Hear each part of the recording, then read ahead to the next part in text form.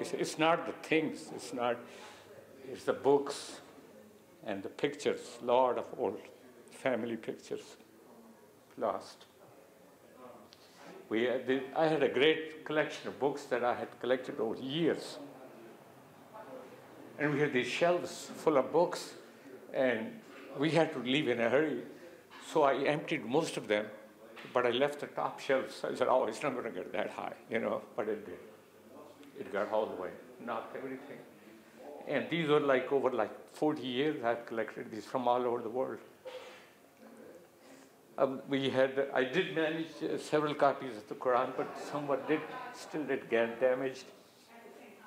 This is the holy word, so I'm going to save and dry them. And if they can't be saved, we'll have to burn them. You can't desecrate that.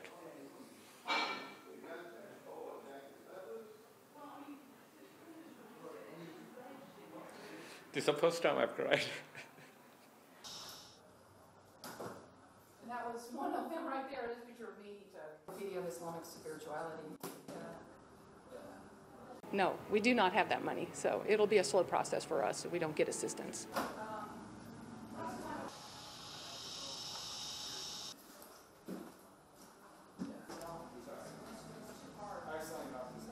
It is a blessing in disguise, because what it does is it brings everybody together and tighter, and then you realize that the things that you were hung up on are immaterial. Your life can change just like that,